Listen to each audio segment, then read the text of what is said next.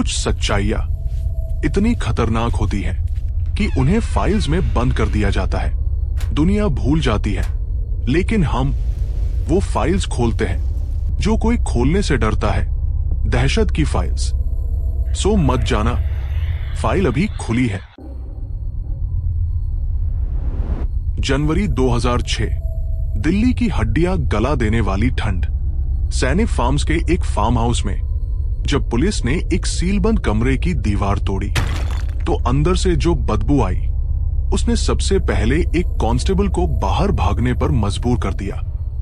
अंदर 2 कंकाल थे, दीवारों पर खून से बने निशान, और कमरा अंदर से बंद था। सवाल ये नहीं कि वो लोग कौन थे, सवाल ये है उन्हें वहां लेकर गया कौन और बंद किया किसने। ये कहानी सुनने से पहले एक बात समझ लीजिए। दिल्ली में सैनिक फार्म्स का नाम सुनते ही जहन में बड़े बड़े फार्म हाउस आते हैं, हरे भरे कंपाउंड, ऊंची दीवारें, लोहे के गेट और एक ऐसी खामोशी जो शहर के बाकी हिस्सों में नहीं मिलती। ये इलाका साउथ दिल्ली के उस हिस्से में पड़ता है जहां जमीनें बड़ी हैं, पड़ोसी कम हैं और हर प्रॉपर्टी की अपनी एक दीवार होती है जो बाहर की दुनिया से काट देती है। और शायद यही वजह थी कि D1 में जो हो रहा था वो महीनों तक किसी को पता नहीं चला, कम से कम पूरी तरह नहीं। कहानी शुरू होती है 2005 की गर्मियों से। जून से जुलाई का महीना रहा होगा।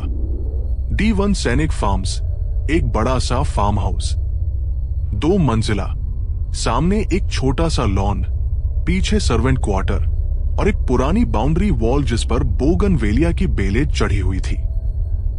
यह प्रॉपर्टी एक बिजनेसमैन के नाम पर रजिस्टर्ड थी, जिसका नाम यहां लेना जरूरी नहीं, लेकिन इतना जान लीजिए कि वो शख्स दिल्ली एनसीआर में कुछ छोटे मोटे कारोबार चलाता था।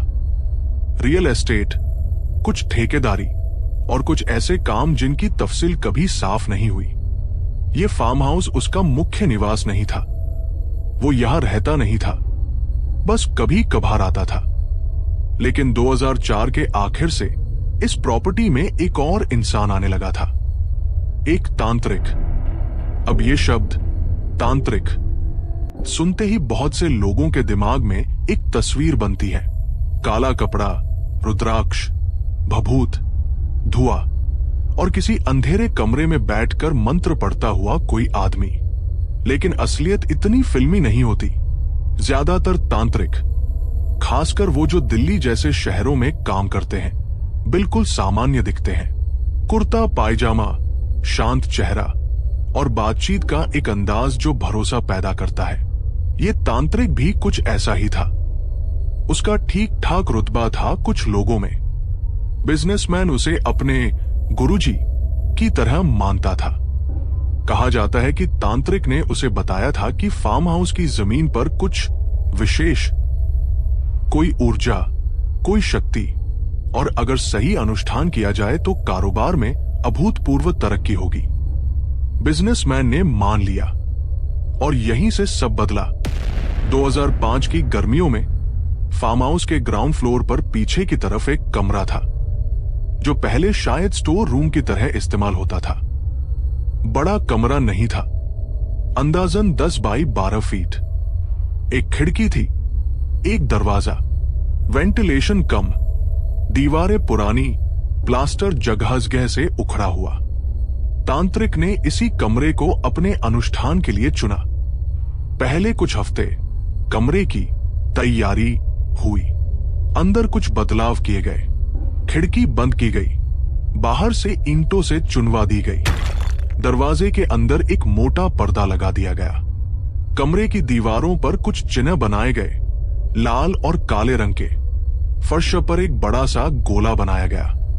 कमरे के एक कोने में मिट्टी का चूल्हा रखा गया और दूसरे कोने में कुछ बर्तन, ताबे और लोहे के। ये सब जानकारी बाद में पुलिस जांच में सामने आई। उस वक्त किसी को कुछ पता नहीं था, लेकिन कुछ चीजें थी जो पड़ोसियों ने महसूस की।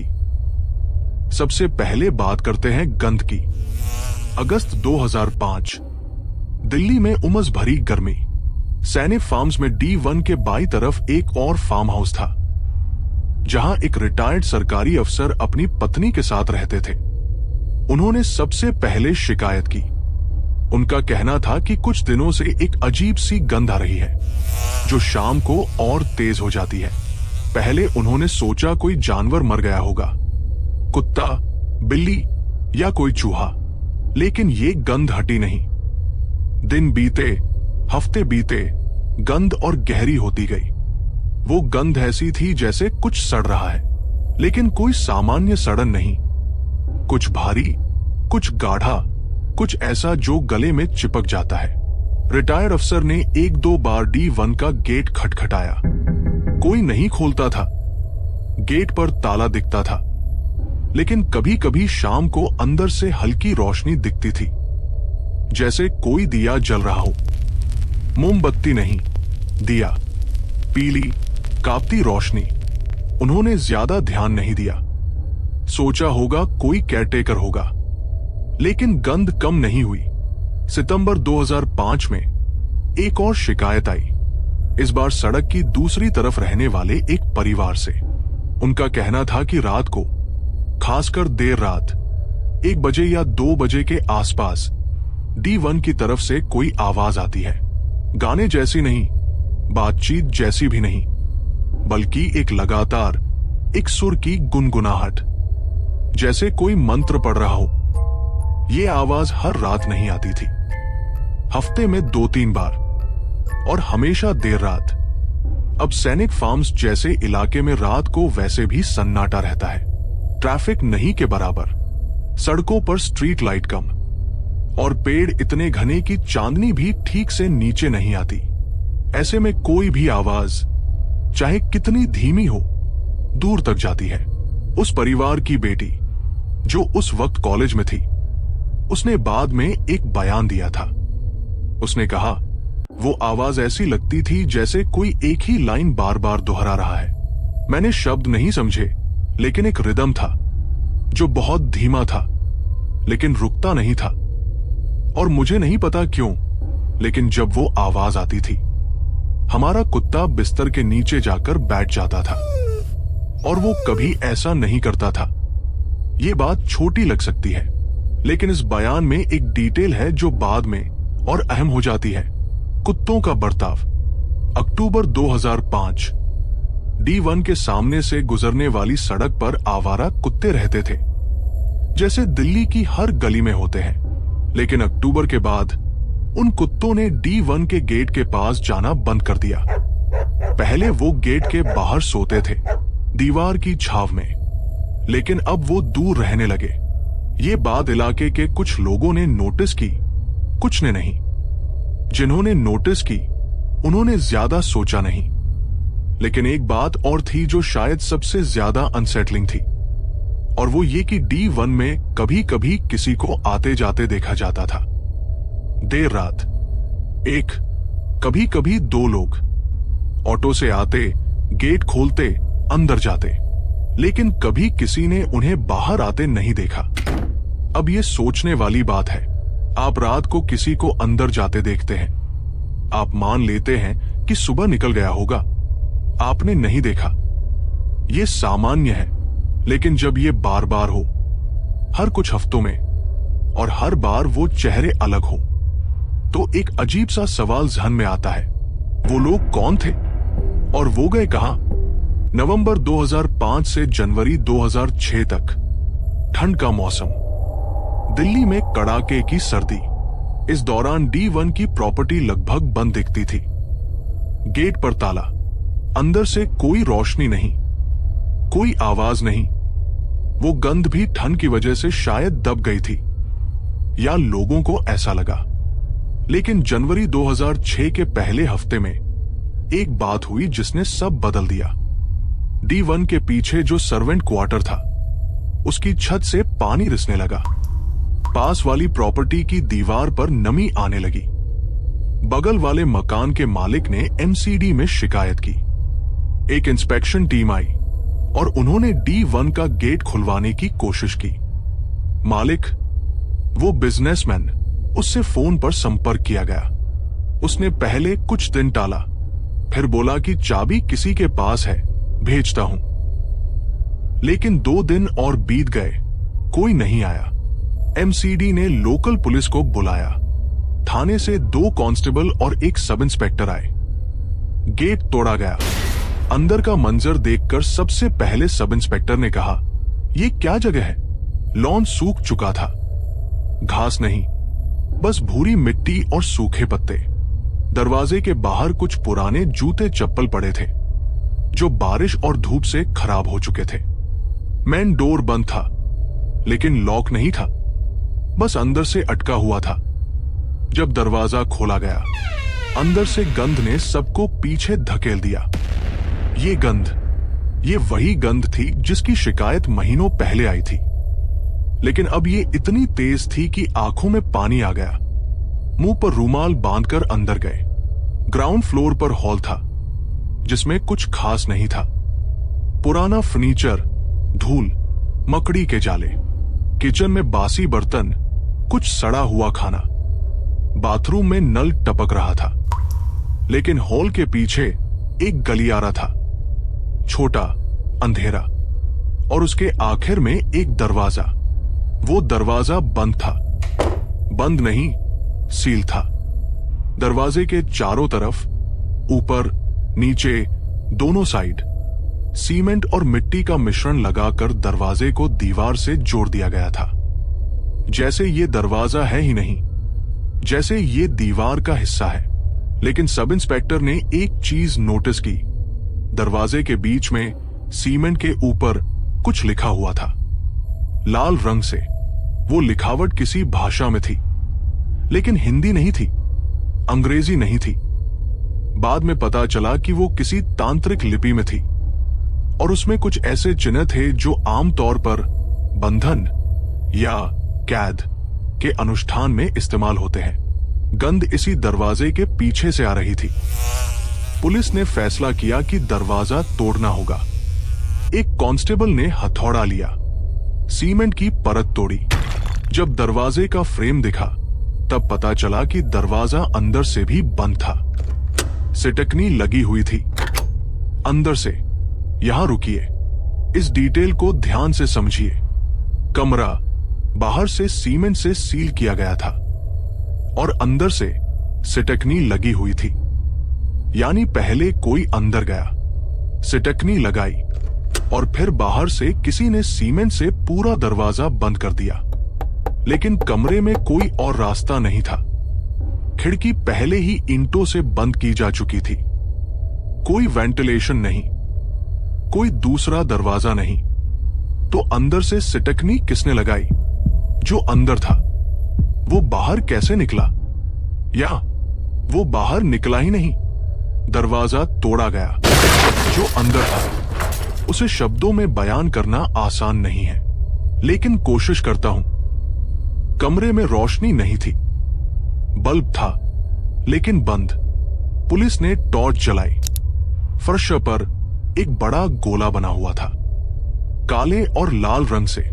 उस गोले के अंदर कुछ और चिन्ह थे, त्रिकोण, कुछ अक्षर, और बीच में एक छोटा सा गड्ढा, जैसे कुछ जलाया गया था। राख बची हुई थी। दीवारों पर, चारों दीवारों पर हाथ से कुछ लिखा हुआ था, लाल रंग से।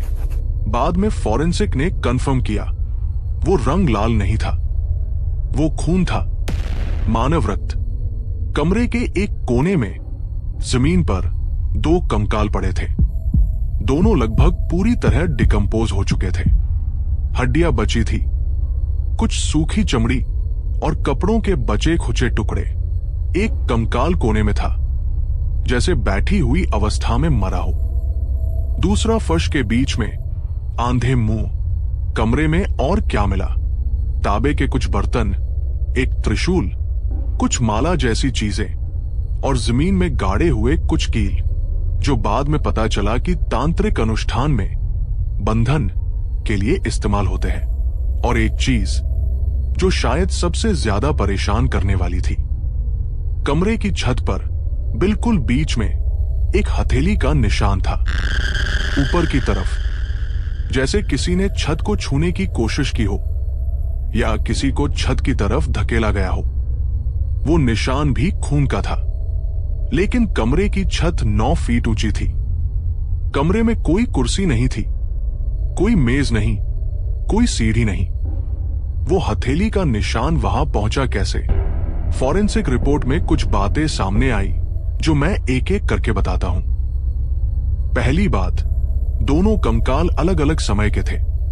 एक कंकाल लगभग 6-7 महीने पुराना था, दूसरा अंदाजन 3-4 महीने पुराना, यानी दोनों एक साथ नहीं मरे। एक पहले मरा और उसके बाद शायद कुछ हफ्ते या महीनों बाद दूसरा उसी कमरे में मरा। इसका मतलब यह हुआ कि कमरे को बीच में कम से कम एक बार खोला गया, किसी और को अंदर लाने के लिए, और फिर से बंद कर दिया गया। दूसरी बात, दोनों शवों की पहचान तुरंत नहीं हो पाई। कपड़ों के आधार पर एक अनुमान लगाया गया कि ये दोनों पुरुष थे। उम्र अंदाजन 30 से 35 साल। बाद में पता चला कि दोनों मिसिंग पर्सन रिपोर्ट में दर्ज थे। दोनों दिल्ली एनसीआर से गायब हुए थे। एक मजदूर था, दूसरा छोटे मोटे काम करने वाला। ऐसे लोग जिनके गायब होने पर ज्यादा शोर नहीं मचता, ऐसे लोग जिन्हें कोई ज्यादा ढूंढता नहीं। तीसरी बात, फॉरेंसिक ने दोनों शवों पर कुछ निशान पाए। एक की खोपड़ी पर फ्रैक्चर था, जो किसी डंडा या भारी पत्थर से चोट का संकेत था। दूसरे के गले की हड्डी टूटी हुई थी। ये मौतें प्राकृतिक नहीं थी, ये हत्याएं थी। और चौथी बात, जो शायद सबसे ज्यादा ठंडी चीज है इस पूरे केस में, दीवार पर जो खून से लिखा हुआ था, फॉरेंसिक ने बताया कि वो खून दोनों शवों का नहीं था। खून किसी तीसरे इंसान का था। तीसरा इंसान कौन था, ये कभी पता नहीं चला। पुलिस ने बिजनेसमैन को हिरासत में लिया। पूछताछ हुई। उसने शुरू में सब कुछ नकारा, लेकिन जब सबूत सामने रखे गए तो उसने एक नाम दिया, तांत्रिक का नाम। पुलिस ने तांत्रिक को ढूंढा, लेकिन वो मिला नहीं। उसका जो पता था वो फर्जी निकला। जो फोन नंबर था बंद था। जिन लोगों ने उसे फार्म हाउस में आते जाते देखा था, उनमें से किसी ने भी उसकी शक्ल ठीक से बयान नहीं कर पाई।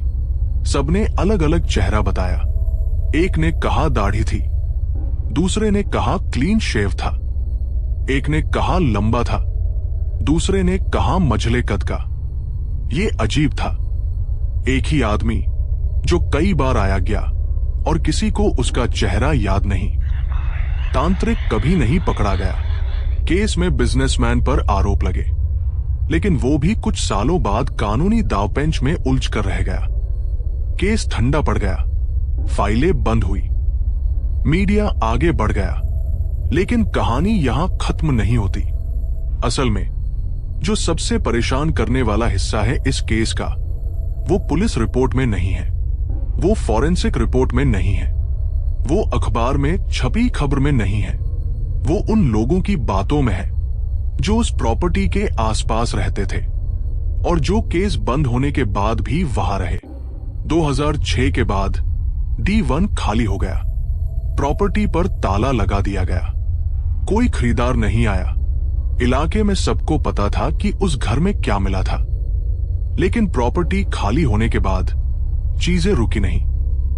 बगल वाले अफसर साहब की पत्नी ने 2007 में एक बात कही। उनका कहना था कि एक रात लगभग 2 बजे उन्हें D1 के अंदर से रोने की आवाज सुनाई दी। बच्चे के रोने जैसी नहीं, बल्कि एक बड़े इंसान के रोने जैसी, भारी, गहरी, टूटी हुई, जैसे कोई बहुत दर्द में हो या बहुत डरा हुआ हो। उन्होंने अपने पति को जगाया। दोनों ने बालकनी से देखा। D1 अंधेरा था, गेट पर ताला, अंदर कोई हरकत नहीं दिखी, लेकिन आवाज बंद नहीं हुई। 5-6 मिनट तक आती रही और फिर अचानक जैसे किसी ने स्विच बंद किया, रुक गई। चुप, पूरी तरह चुप। 2008 एक नया परिवार शिफ्ट होकर आया। उनकी एक बेटी थी, 10-11 साल की। एक शाम उसने अपनी मां से कहा, मम्मा, उस घर में कोई खड़ा है। मां ने पूछा, कहां? ऊपर वाली खिड़की पर। पर्दे के पीछे बस खड़ा है। मां ने देखा, कुछ नहीं दिखा। बच्ची ने कहा, अभी तो था। 2 हफ्ते बाद वो बच्ची फिर वही बात कहती है, और इस बार थोड़ा अलग। मम्मा, आज वो हिला नहीं, बस देख रहा है मुझे। उस परिवार ने 3 महीने बाद घर बदल लिया। 2009 में एक नया चौकीदार रखा गया। 2 हफ्ते में उसने काम छोड़ दिया। जाने से पहले उसने कहा, रात को अंदर से आवाज आती है, जैसे कोई दरवाजा खटखटा रहा हो, लेकिन अंदर से बार बार, धीरे धीरे। और मैंने एक रात अंदर झांका तो ग्राउंड फ्लोर की बत्ती जली हुई थी। बिजली का कनेक्शन तो कटा हुआ है वहां। 2011 तक D1 पूरी तरह वीरान हो चुका था, और वो कमरा जिसमें कंकाल मिले थे वो दोबारा बंद कर दिया गया।